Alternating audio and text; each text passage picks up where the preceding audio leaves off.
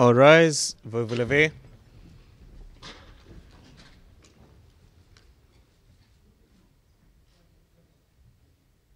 The International Criminal Court is now in session. L'audience de la Cour pénale internationale est ouverte.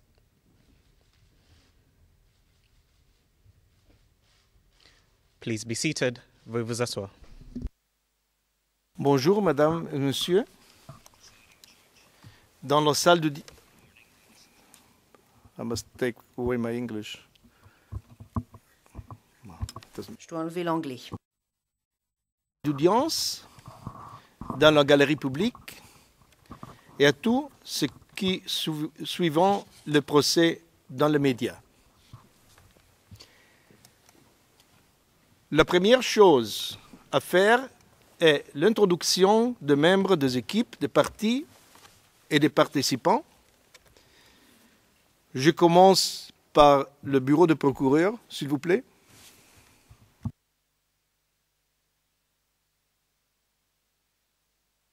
Mr. President.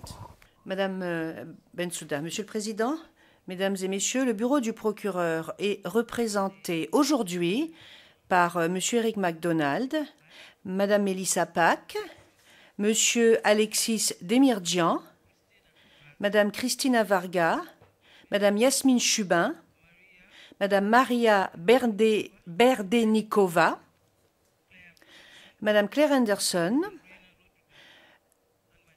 Madame Andreina Rodriguez et moi-même, Madame Fatou Bensouda, procureur. Bensouda, la défense de Monsieur Laurent Gbagbo.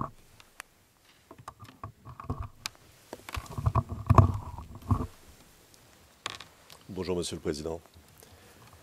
Vous connaissez déjà Agathe Barouan, avocate au barreau de Côte d'Ivoire et ancien membre du Conseil constitutionnel ivoirien. Jennifer Jacobs, Barbara Le Guenec. Permettez-moi de vous présenter, Monsieur le Président, Andreas Auchy, avocat, membre du barreau de Grande-Bretagne. Merci beaucoup, Maître Altide. La défense de Monsieur Charles Blegoudet, s'il vous plaît. Good morning, Mr. Maître Knops, bonjour Monsieur le Président, Madame, Monsieur les juges. Nous avons Monsieur Claverdry, Maître Claverdry, Monsieur Jean-Serge Bougnon. Derrière moi, Monsieur Zokou. Et nous avons Nina Dyke, gestionnaire chargé du dossier. Je vous remercie. Mr. Knops, le représentant légal des victimes, s'il vous plaît. Bonjour Monsieur le Président, Madame et Monsieur le juge. L'équipe de représentation légale des victimes pour l'affaire est composée de Monsieur Brahima Sako, à ma droite, basé à Abidjan, juriste. Monsieur Enrique Carnero Rojo, juriste. Derrière moi, Madame Ludovica Vetruccio, juriste adjointe. Monsieur Patrick Tichidimbo, chargé du dossier et assistant juridique. Madame Vanessa Hernandez, stagiaire. Et moi-même, Paulina Massida, conseil principal. Merci beaucoup. La Chambre est composée à ma droite par Madame la juge Olga Herrera Carbucha et à ma gauche par Monsieur le juge Geoffrey Henderson. Je suis le juge Kuno Tarfusser. L'équipe juridique qui travaille avec la Chambre est composée par Madame Federica Gioia, Cynthia Chamberlain, Elizabeth Little, Adeline Bedusha, and Sarah Raveling and Mr. Gerhard Kreutzer. Cette présentation, on ne la fera qu'aujourd'hui. Après, j'aimerais que les parties et les participants communiquent au greffe d'audience le nom de ceux qui participent aux audiences chaque jour avant le début d'audience.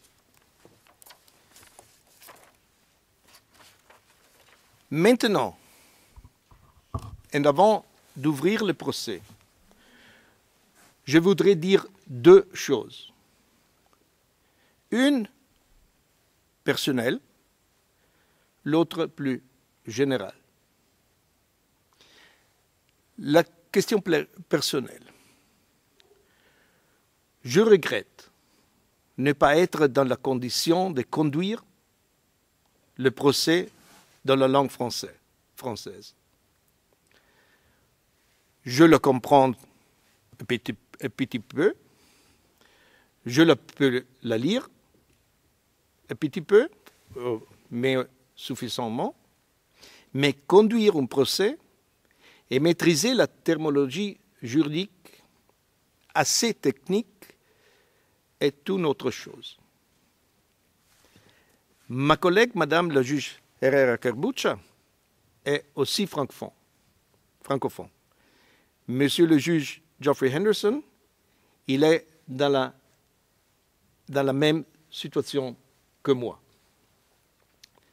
En revanche, vous avez l'assurance que l'équipe juridique de la Chambre qui travaille avec nous est à l'aise dans les deux langues, l'anglais et le français.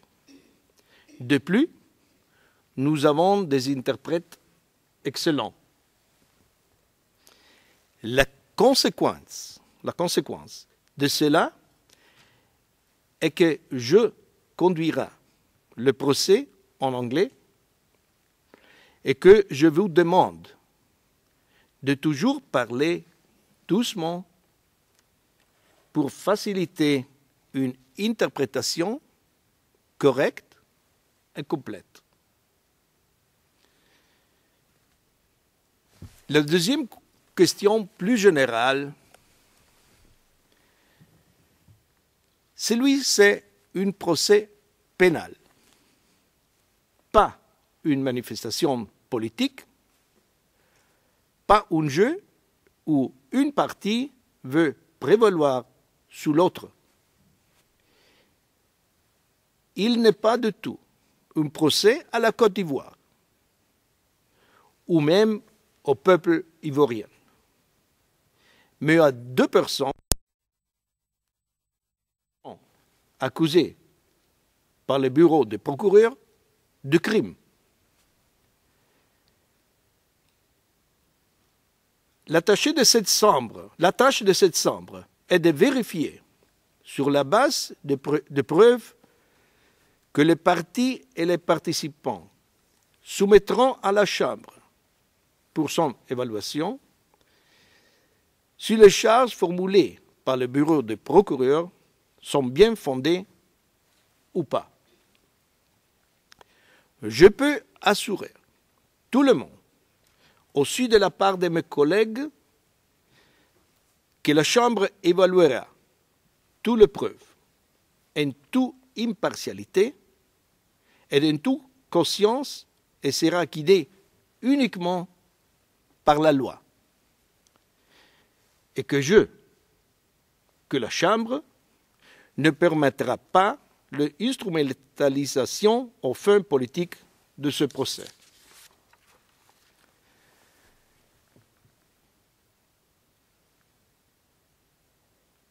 Le procès est maintenant ouvert.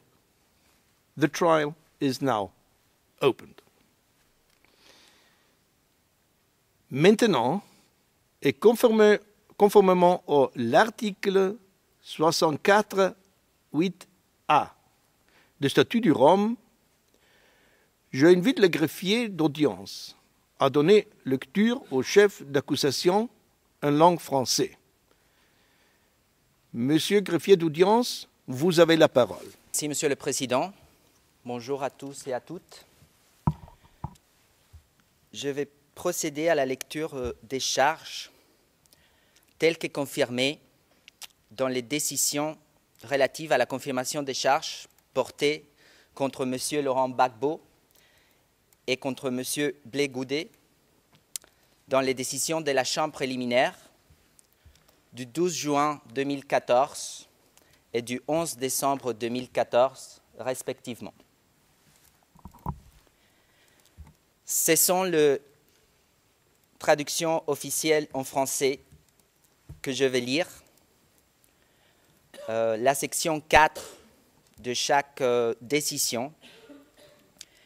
Et je vais commencer par la lecture de la décision relative à la confirmation des charges portées contre M. Laurent Gbagbo. La référence de cette décision est ICC 0211 0111 656 verset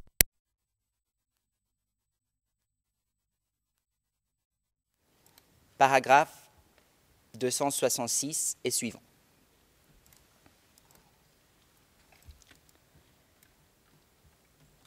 Dans cette section, intitulée « Faits, circonstances et qualifications juridiques confirmées par la Chambre »,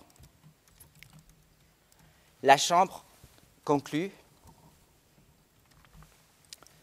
qu'il y a des preuves suffisantes donnant des motifs substantiels de croire que Laurent Gbagbo, né le 31 mai 1945 à Mama, en Côte d'Ivoire, est pénalement responsable des crimes contre l'humanité que constituent les meurtres, les viols, les autres actes inhumains ou la tentative de meurtre et la persécution commis à Abidjan, en Côte d'Ivoire, entre le 16 et le 19 décembre 2010, pendant et après une marche des partisans d'Alassane Ouattara qui s'est rendue au siège de la RTI, le 3 mars 2011 lors d'une manifestation des femmes à Abobo, le 17 mars 2011 par bombardement au mortier dans le secteur densément peuplé d'Abobo, et le 12 avril 2011 ouvert cette date à Yopougon, et ce, en vertu de l'article 25.3a du statut, pour avoir commis ces crimes conjointement avec des membres de son entourage immédiat et par l'intermédiaire des membres des forces pro-Gbagbo, ou en vertu de l'article 25.3b, ou en vertu de l'article 25.3d du statut, pour avoir contribué de toute autre manière à la commission de ces crimes.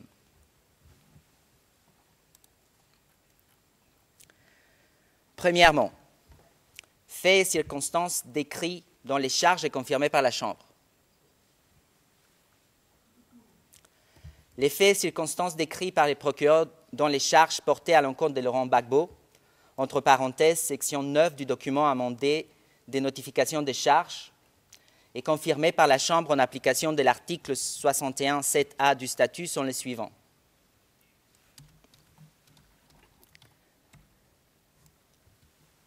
Avant l'élection présidentielle de 2010, Laurent Gbagbo et son entourage immédiat ont conjointement conçu et mis en œuvre un plan commun en vue de le maintenir à la présidence par tous les moyens nécessaires, y compris en commettant les crimes en cause. À la date du 27 novembre 2010, la mise en œuvre du plan commun avait évolué de façon à inclure une politique d'État ou d'organisation qui avait pour but le lancement d'une attaque généralisée et systématique contre les civils considérés comme des partisans d'Alassane Ouattara. La poursuite de ces plans communs et de cette politique était de nature criminelle. La mise en œuvre de l'attaque généralisée ou systématique comprenait de multiples actes criminels tels que les meurtres, les viols, d'autres actes inhumains et la persécution de la population civile. Les crimes en cause ont donc résulté de la mise en œuvre du plan commun. À l'époque considérée, M. Laurent Gbagbo exerçait commandement, contrôle et autorité sur les forces de défense et de sécurité, entre parenthèses FDS. À cette époque, il exerçait également contrôle et autorité directement et par l'intermédiaire de son entourage immédiat sur les jeunes pro-Gbagbo, les miliciens et les mercenaires qui prêtaient main forte au FDS, entre parenthèses, les forces pro-Gbagbo. Les forces pro-Gbagbo constituaient un appareil de pouvoir organisé et hiérarchisé.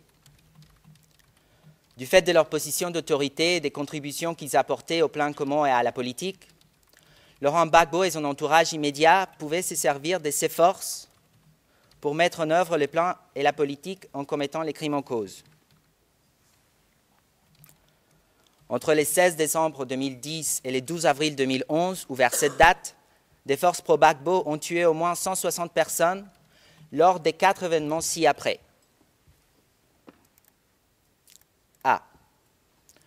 Entre le 16 et le 19 décembre 2010, Ils ont tué au moins 45 personnes à Abidjan pendant et après une marche des partisans d'Alassane Ouattara qui se rendaient au siège de la RTI. B. Le 3 mars 2011, dans la commune d'Abobo à Abidjan, ils ont tué 7 femmes qui avaient pris part à une manifestation féminine pro-Ouattara. C. Le 17 mars 2011, ils ont tué au moins 40 personnes au marché d'Abobo ou dans les environs, en bombardant au mortier un secteur densément peuplé. D. Le 12 avril 2011, ou vers cette date, dans la commune de Yopougon à Abidjan, ils ont tué au moins 68 personnes, originaires pour la plupart du nord de la Côte d'Ivoire et des pays voisins d'Afrique de l'Ouest.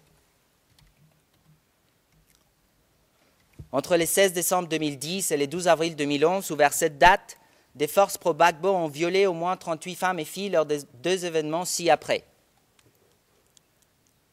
A. Entre le 16 et le 19 décembre 2010, des forces pro-Gbagbo ont violé au moins 16 femmes et filles à Abidjan pendant et après une marche des partisans d'Alassane Ouattara qui s'est... B. Le 12 avril 2011, ou vers cette date, ils ont violé au moins 22 femmes à Yopougon. Entre le 16 décembre 2010 et le 12 avril 2011, ou vers cette date, des forces pro-Gbagbo ont infligé à au moins 118 personnes des grandes souffrances et des atteintes graves à leur intégrité physique lors des 4 événements ci-après. A.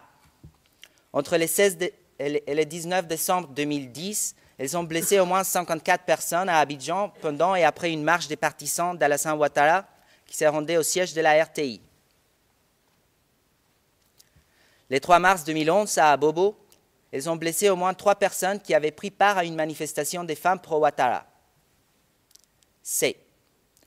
Le 17 mars 2011, ils ont blessé au moins 60 personnes au marché d'Abobo ou dans les environs en bombardant au mortier un secteur densément peuplé. D. Le 12 avril 2011, ou vers cette date, ils ont blessé au moins une personne à Yopougon.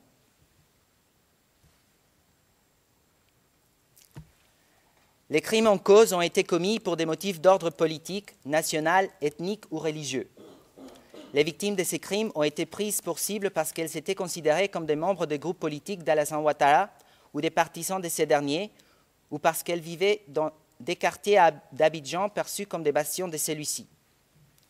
Souvent, les cibles étaient aussi choisies pour des motifs ethniques, entre parenthèses, principalement des Dioula et des Baoulés, religieux, entre parenthèses, des musulmans, ou nationaux, entre parenthèses, des ressortissants des pays d'Afrique de l'Ouest, tels que les Mali, les Burkina Faso et les Nigeria, ainsi que des Ivoiriens d'ascendance ouest-africaine. Laurent Gbagbo et d'autres membres du plan commun considéraient tous les membres des groupes politiques, ethniques, nationaux et religieux sus-mentionnés comme des partisans d'Alassane Ouattara. Du 27 novembre 2010 jusqu'au 12 avril 2011, ou vers cette date, à Abidjan, les forces pro-Gbagbo ont mené une attaque généralisée et systématique contre la population civile considérée comme favorable à Alassane Ouattara, attaque qui a consisté en la commission multiple d'actes criminels en application de la politique des forces pro-Gbagbo dirigée par Laurent Gbagbo et son entourage immédiat. Les crimes en cause ont été commis dans le cadre de cette attaque. Laurent Gbagbo a contribué à la commission des crimes en cause de la manière suivante. A. Laurent Gbagbo a conçu et mis en œuvre les plans communs qui s'est traduit par la commission des crimes. B. Laurent Gbagbo a créé une structure lui permettant de mettre en œuvre les plans communs, ce qui s'est traduit par la commission des crimes, en nommant ou promouvant des personnes qui lui étaient loyales à des postes clés du gouvernement et des FDS, en chargeant ses subordonnés de recruter des éléments supplémentaires au sein des FDS, y compris des gens pro-Gbagbo et des miliciens, et en supervisant leur recrutement. C. Laurent Gbagbo a armé les forces qui lui étaient loyales et qui ont commis les crimes en cause, en mettant les armes qu'il contrôlait à leur disposition, en chargeant ses subordonnés d'en acheter d'autres, en octroyant les fonds nécessaires dans s'assurant que des armes et des munitions étaient fournies à ses forces. D. Laurent Gbagbo a coordonné la mise en œuvre du plan commun qui s'est traduit par la commission des crimes en tenant fréquemment des réunions et en s'entretenant régulièrement avec son entourage immédiat et d'autres membres de son réseau de soutien à ces sujets pour être informé de la situation sur le terrain par ses commandants et leur donner des instructions dans le cadre des opérations. Laurent Gbagbo, que ce soit directement ou par l'intermédiaire des membres de son entourage immédiat, a chargé ses subordonnés de mettre en œuvre les plans communs ou les a incités à les faire, ce qui s'est traduit par la commission des crimes et il a 1. Ordonné le déploiement des forces armées contre des manifestants opposés à sa politique. 2. Donné pour instruction aux forces qui lui étaient loyales d'arrêter la marche des partisans d'Alassane Ouattara qui se rendaient au siège de la RTI le 16 décembre 2010. 3. Ordonner à ses forces d'assiéger les Golf Hotels avec ses résidents. 4. Enjoint à ses forces de tenir bon et de ne pas perdre à bobo. 5. Employer des termes péjoratifs et de nature haineuse à l'encontre de ses opposants politiques, notamment en traitant ces derniers de bandits, d'ennemis et de terroristes. Et 6. Inciter les gens pro-Gbagbo et les miliciens de Yopougon, directement ou par l'intermédiaire de Charles Blé Goudet, à se battre pour protéger la nation et ne pas laisser entre les mains des ennemis, et appeler ses partisans à continuer à résister et à combattre Alassane Ouattara et ses terroristes. E. Laurent Gbagbo a incité les forces qui lui étaient loyales à commettre des crimes. 1. En leur ordonnant de ne pas remettre en question la légalité des ordres qu'elles avaient reçus, leur faisant clairement savoir qu'elles ne seraient pas punies pour les crimes commis. 2. En ne prenant pas les mesures qui étaient en son pouvoir pour empêcher ou réprimer la commission de ces crimes pendant la crise post-électorale ou pour en punir les auteurs. Et 3. En s'abstenant d'en référer aux autorités compétentes aux fins d'enquête et de poursuites. En posant ces actes et omissions, Laurent Gbagbo avait l'intention et la connaissance requise relativement aux crimes en cause. En outre, il savait que son comportement faisait partie d'une attaque généralisée ou systématique dirigée contre une population civile en application ou dans la poursuite de la politique ou entendait qu'il en fasse partie.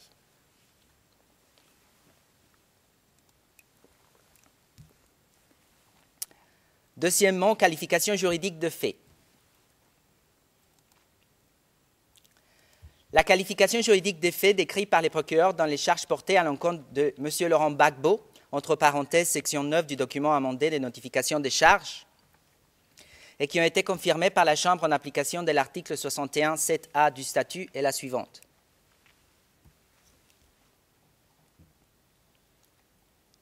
Charge numéro 1. Meurtre constituant un crime contre l'humanité. Au vu des faits et des circonstances exposées plus haut, Laurent Gbagbo est responsable en vertu de l'article 7.1a et de la ligne A, B ou D de l'article 25.3 du statut du crime contre l'humanité qui constitue le meurtre de moins 160 personnes commis par les forces pro-Gbagbo. Charge numéro 2. Viol constituant un crime contre l'humanité. Au vu des faits et des circonstances exposées, Laurent Gbagbo est responsable en vertu de l'article 7.1G et de la ligne A, B ou D de l'article 25.3 du statut du crime contre l'humanité qui constitue le viol d'au moins 38 personnes commis par les forces pro-Gbagbo. Charge numéro 3. Autres actes inhumains ou tentatives de meurtre constituant un crime contre l'humanité. Au vu des faits et circonstances exposées, Laurent Gbagbo est soit responsable en vertu de l'article 7.1K et de la ligne A, B ou D de l'article 25.3 du statut du crime contre l'humanité que constituent les autres actes inhumains, à savoir des actes ayant causé à au moins 118 personnes des grandes souffrances et des atteintes graves à leur intégrité physique commis par les forces pro-Gbagbo, soit responsable en vertu des articles 7.1A et 25.3F, ainsi que de la ligne A, B ou D de l'article 25.3 du statut, du crime contre l'humanité que constitue la tentative de meurtre commis par les forces pro-Gbagbo. Charge numéro 4. Persécution constituant un crime contre l'humanité. Au vu des faits et des circonstances exposées, Laurent Gbagbo est responsable en vertu de l'article 7.1h et de la ligne A, B ou D de l'article 25.3 du statut du crime contre l'humanité qui constitue la persécution d'au moins 316 personnes pour des motifs d'ordre politique, national, ethnique et religieux commis par les forces pro-Gbagbo.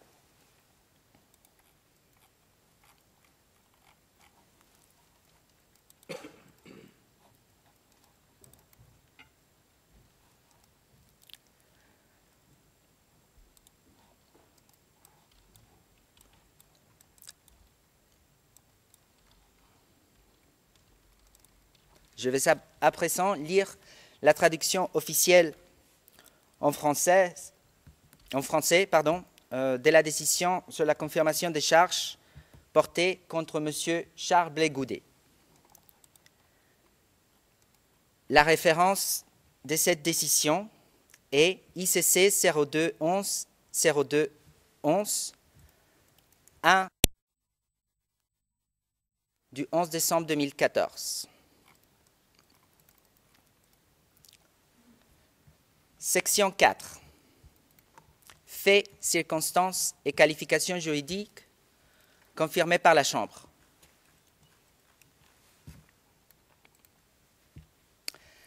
La Chambre conclut qu'il y a des preuves suffisantes donnant des motifs substantiels de croire qu'Abraïo, en Côte d'Ivoire, est à titre individuel, pénalement responsable en vertu de l'article 7 du statut des crimes contre l'humanité que constituent le meurtre, les viols, les autres actes inhumains ou la tentative de meurtre et la persécution commis à Abidjan, en Côte d'Ivoire, entre le 16 décembre 2010 et le 12 avril 2010, comme précisé ci-dessous. Premièrement,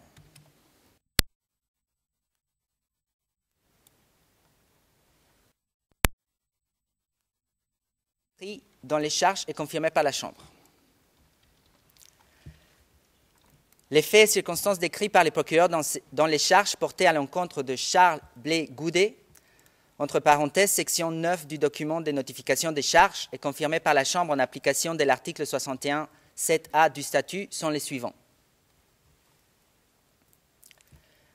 Avant l'élection présidentielle de 2010, M. Charles Blé Goudet, M. Laurent Gbagbo et l'entourage immédiat de ces derniers ont conjointement conçu et mis en œuvre un plan commun en vue de maintenir Laurent Gbagbo à la présidence par tous les moyens, y compris en commettant les crimes en cause.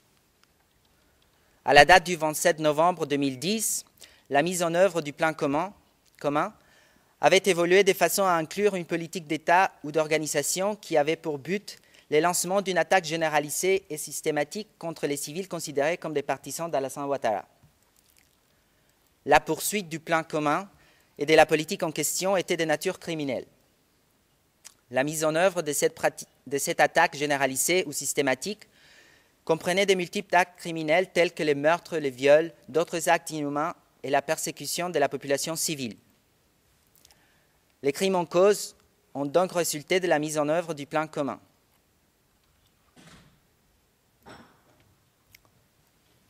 À l'époque considérée, Charles Blé Goudet, Laurent Gbagbo et les autres membres de l'entourage immédiat de ces derniers exerçaient conjointement un contrôle et une autorité sur les forces de défense et de sécurité, entre parenthèses FDS, les gens pro-Gbagbo, les miliciens et les mercenaires, entre parenthèses et ensemble les forces pro-Gbagbo. Charles Blé Goudet était le leader des gens pro-Gbagbo et exerçait un contrôle et une autorité directe sur ceux-ci. Par son intermédiaire, Laurent Gbagbo exerçait un contrôle sur les gens dévoués à sa cause. Les forces pro-Gbagbo constituaient un appareil de pouvoir organisé et hiérarchisé. Du fait de leur position d'autorité et des contributions qu'ils apportaient au plan commun et à la politique, Charles Blé Goudet, Laurent Gbagbo et les autres membres de l'entourage immédiat de ces derniers pouvaient se servir de ces forces pour mettre en œuvre ces plans et cette politique, notamment en commettant les crimes en cause. Entre le 16 décembre 2010 et le 12 avril 2011, ou vers cette date, des forces pro-Gbagbo ont tué au moins 184 personnes lors des 5 événements ci-après. A. Entre le 16 et le 19 décembre 2010, ils ont tué au moins 45 personnes à Abidjan pendant et après une marche des partisans d'Alassane Ouattara qui se rendaient au siège de la RTI. B. Entre le 25 et le 28 février 2011, ils ont tué au moins 24 personnes, principalement originaires du nord de la Côte d'Ivoire et des pays voisins d'Afrique de l'Ouest, dans la commune de Yopougon à Abidjan. C. Le 3 mars 2011, ils ont tué 7 femmes qui avaient pris part à une manifestation des partisans d'Alassane Ouattara dans la commune d'Abobo à Abidjan. D. Le 17 mars 2011, ils ont tué au moins 40 personnes au marché d'Abobo ou dans les environs en bombardant au mortier un secteur densément peuplé. E.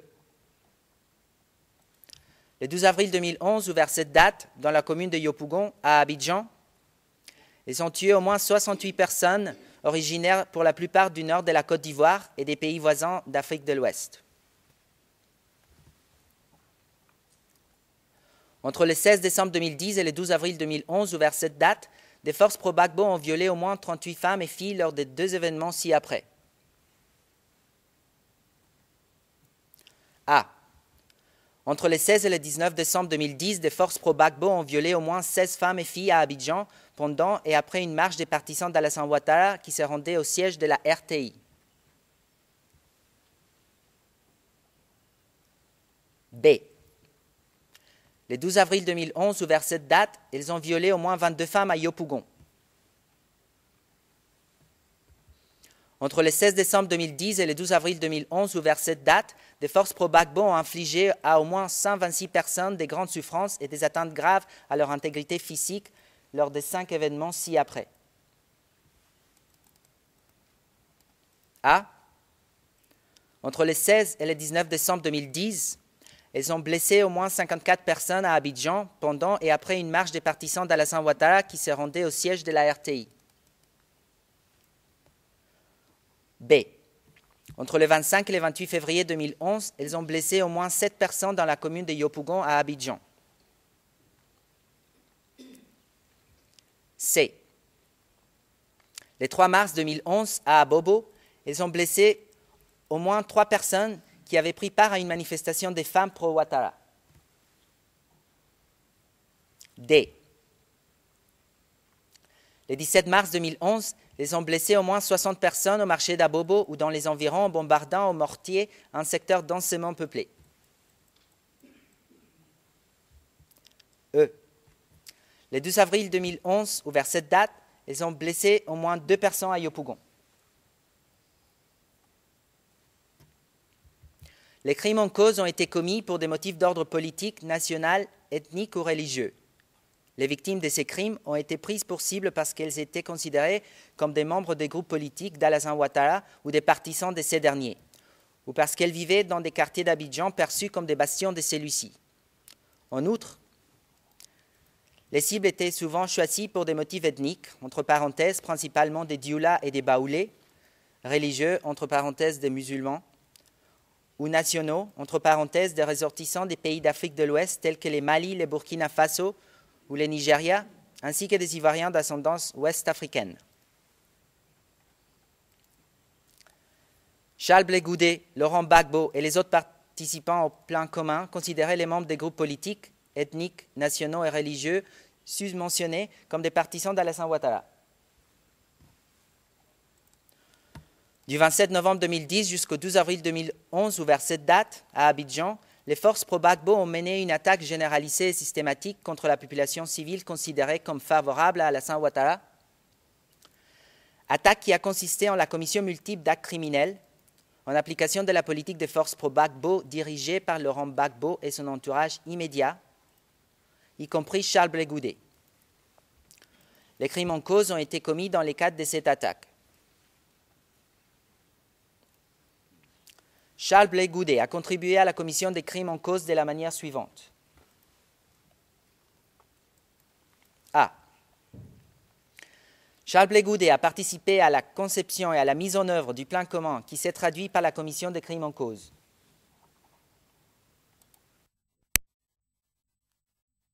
Blé Goudet a contribué à la mise en place et à l'organisation d'une attaque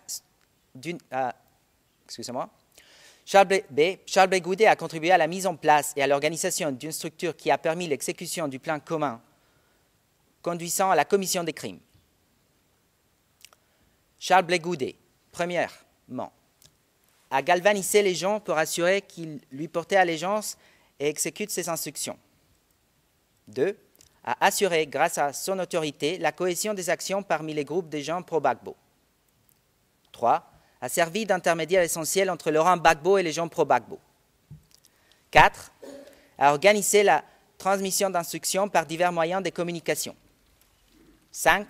A mobilisé les gens pour qu'ils commettent des actes de violence. 6. A contribué au financement des activités des gens pro-Gbagbo.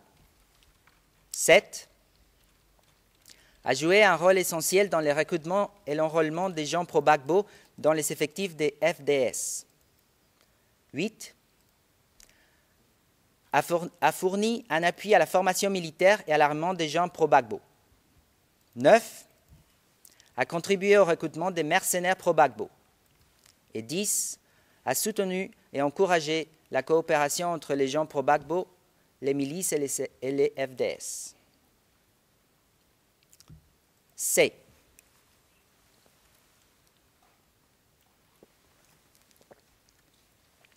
Charles Blé Goudet a contribué à la mise en œuvre du plan commun qui s'est traduit par la commission des crimes. Charles Blé Goudet, 1. A fréquemment rencontré Laurent Gbagbo et les autres membres de son entourage immédiat afin d'adapter leur stratégie à mesure de l'évolution de la crise. 2. Dans ses discours, a relayé la détermination du régime Gbagbo à rester au pouvoir à tout prix, y compris par l'emploi de la force. 3. A entretenu des liens étroits avec des officiers des FDS et a encouragé la collaboration entre les FDS et les autres forces pro-Gbagbo. 4. A entretenu des liens avec les autres chefs des gens pro-Gbagbo et leur a communiqué les décisions de Laurent Gbagbo et de son entourage immédiat. 5. A tenu de grands rassemblements pour mobiliser les gens pro-Gbagbo et leur donner des mots d'ordre. 6. A motivé les gens pro-Gbagbo à diriger leurs actions et les a préparés au combat. 7. A encouragé et approuvé les actions des forces pro-Gbagbo. 8. A incité les gens pro-Gbagbo à s'enrôler dans les FDS et à contribuer à la réorganisation des forces pro-Gbagbo. Et 9. A créé un environnement propice à la commission des crimes. D. Charles Blé Goudet a incité les forces pro-Gbagbo, et en particulier les gens pro-Gbagbo, à commettre des crimes où on a de toute autre manière facilité la commission. Il a 1. Utilisé une rhétorique xénophobe. 2. Fait porter au camp Ouattara la responsabilité des violences commises pendant la crise post-électorale. 3. Accuser les partisans d'Alassane Ouattara et la communauté internationale d'avoir des intentions génocides contre les Ivoiriens. 4. Désigner les civils considérés comme des partisans d'Alassane Ouattara comme cible des attaques des auteurs des crimes. 5. Appeler les gens à ériger des barrages routiers, à surveiller leurs quartiers et à identifier et dénoncer tout étranger qui s'y trouverait.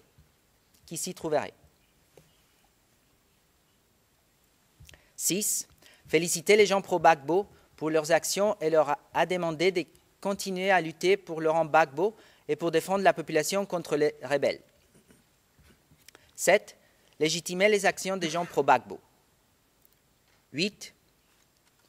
Utiliser les médias et d'autres moyens de communication pour diffuser ces messages de haine. En posant ces actes, Charles Blé Goudet avait l'intention et la connaissance requise relativement aux crimes en cause. En outre, Il savait que son comportement faisait partie d'une attaque généralisée ou systématique dirigée contre une population civile en application ou dans la poursuite de la politique ou entendait qu'il en fasse partie. Deuxièmement, qualification juridique des faits.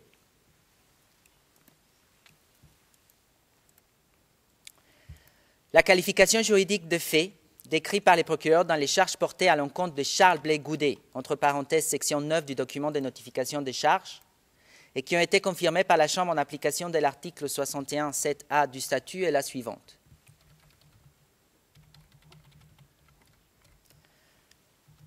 Charge numéro 1. Meurtre constituant un crime contre l'humanité. Eu égard aux faits et circonstances exposés plus haut, Charles Blé Goudet est responsable en vertu de l'article 7.1a du statut du crime contre l'humanité qui constitue le meurtre d'au moins 184 personnes commis par les forces pro-Gbagbo. Il est responsable, comme précisé, au sens de l'article 25.3a, entre parenthèses, coaction indirecte, 25.3b, entre parenthèses, ordonner, solliciter ou encourager, 25.3c, entre parenthèses, aide, concours ou toute autre forme d'assistance, ou 25.3d du statut.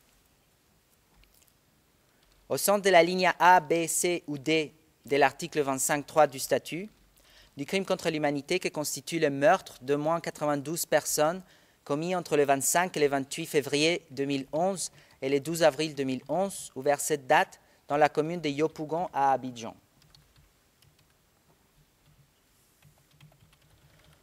Au sens de la ligne B, C ou D de l'article 25.3 du statut du crime contre l'humanité qui constitue le meurtre d'au moins 45 personnes commis entre le 16 et le 19 décembre 2010 pendant et après une marche des partisans d'Alassane Ouattara qui se rendaient au siège de la RTI.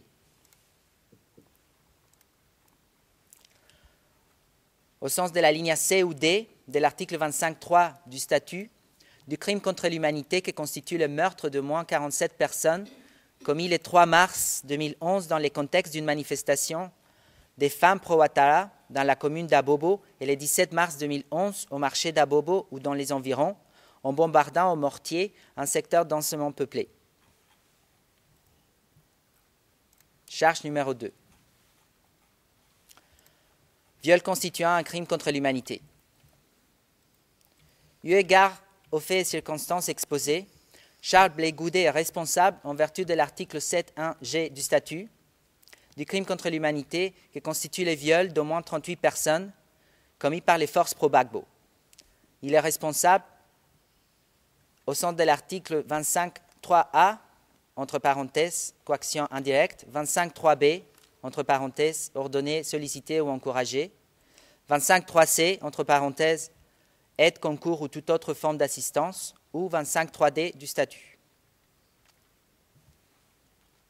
Au sens de la ligne A, B, C ou D de l'article 25.3 du statut, du crime contre l'humanité qui constitue le viol d'au moins 22 femmes, commis le 12 avril 2011 ou vers cette date dans la commune de Yopougon à Abidjan. Au sens de la ligne B, C ou D de l'article 25.3 du statut, du crime contre l'humanité qui constitue le viol d'au moins 16 femmes et filles commis entre le 16 et le 19 décembre 2010, pendant et après une marche des partisans d'Alassane Ouattara qui se rendaient au siège de la RTI. Charge numéro 3. Autres actes inhumains ou tentatives de meurtre constituant un crime contre l'humanité. Eu égard aux faits et circonstances exposés, Charles Blé Goudet est soit responsable en vertu de l'article 7.1k du statut du crime contre l'humanité qui constitue les autres actes inhumains, à savoir des actes ayant causé à au moins 126 personnes des grandes souffrances et des atteintes graves à leur intégrité physique commis par les forces pro-Gbagbo. Soit responsable en vertu des articles 7.1a et 25.3f du statut du crime contre l'humanité qui constitue la tentative de meurtre commis par les forces pro-Gbagbo. Il est responsable, comme précisé ci-dessous, au sens de l'article 25.3a, entre parenthèses, coaction indirecte, 25.3b, entre parenthèses, ordonner, solliciter ou encourager, 25.3c, entre parenthèses, aide, concours ou toute autre forme d'assistance, ou 25.3d du statut. Au sens de la ligne A, B, C ou D de l'article 25.3 du statut, du crime contre l'humanité qui constitue les autres actes inhumains ou du crime contre l'humanité qui constitue la tentative de meurtre d'au moins 9 personnes commis entre le 25 et le 28 février 2011 et le 12 avril 2011 ou vers cette date dans la commune de Yopougon à Abidjan. Au sens de la ligne B, C ou D de l'article 25.3 du statut, du crime contre l'humanité qui constitue les autres actes inhumains ou du crime contre l'humanité qui constitue la tentative de meurtre d'au moins 54 personnes commis entre le 16 et le 19 décembre 2010 pendant et après une marche des partisans d'Alassane Ouattara qui se rendaient au siège de la RTI. Au sens de la ligne C ou D de l'article 25.3 du statut, du crime contre l'humanité qui constitue les autres actes inhumains ou du crime contre l'humanité qui constitue la tentative de meurtre d'au moins 63 personnes, commis le 3 mars 2011 dans le contexte d'une manifestation des femmes pro-Ouattara dans la commune d'Abobo et le 17 mars 2011 au marché d'Abobo ou dans les environs, en bombardant au mortier un secteur densément peuplé. Charge numéro 4. Persécution constituant un crime contre l'humanité. Eu égard aux faits et circonstances exposés, Charles Blé Goudet est responsable, en vertu de l'article 7.1h du statut, du crime contre l'humanité qui constitue la persécution d'au moins 348 personnes pour des motifs d'ordre politique, national, ethnique et religieux, commis par les forces pro-Gbagbo. Il est responsable, comme précisé ci-dessus, au sens de l'article 25.3a, entre parenthèses, coaction indirecte, 25.3b, ordonnée, sollicitée ou encouragée, 25.3c, entre parenthèses, aide, concours ou toute forme d'assistance, ou 25.3d du statut.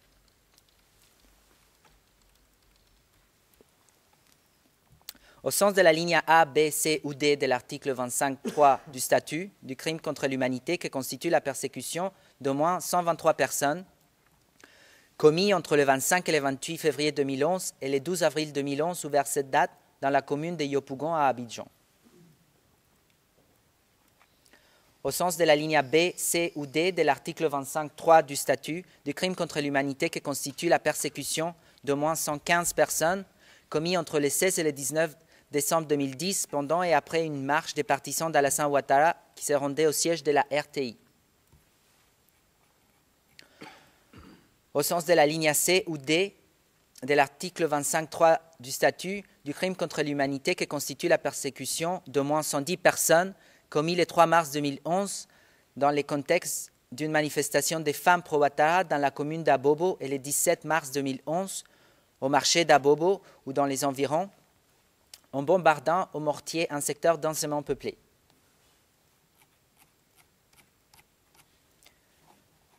Merci, Monsieur le Président. Merci à vous, Monsieur le greffier d'audience.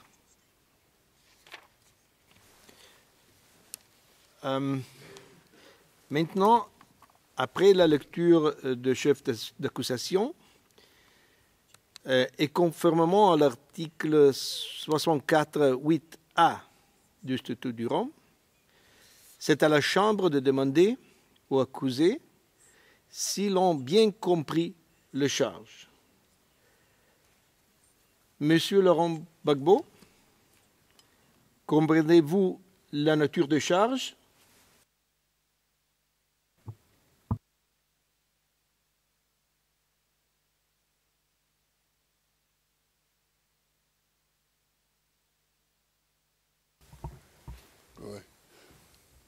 Oui, je comprends la nature des charges.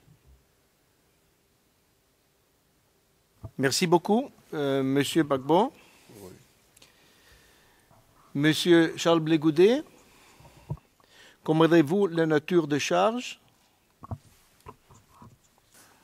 La Chambre demande maintenant à chacun des accusés s'il souhaite plaider coupable ou non coupable, tel que prévu également à l'article 64.8a du statut du Rome. Monsieur Gbagbo, plaidez-vous coupable ou non coupable? Merci, Monsieur le Président. Je plaide non coupable. Merci beaucoup. La même question à Monsieur Blégaudet. Plaidez-vous coupable ou non coupable? Merci, Monsieur le Président. Je ne reconnais pas ces charges, par conséquent, je plaide non coupable. Merci. Merci beaucoup à vous.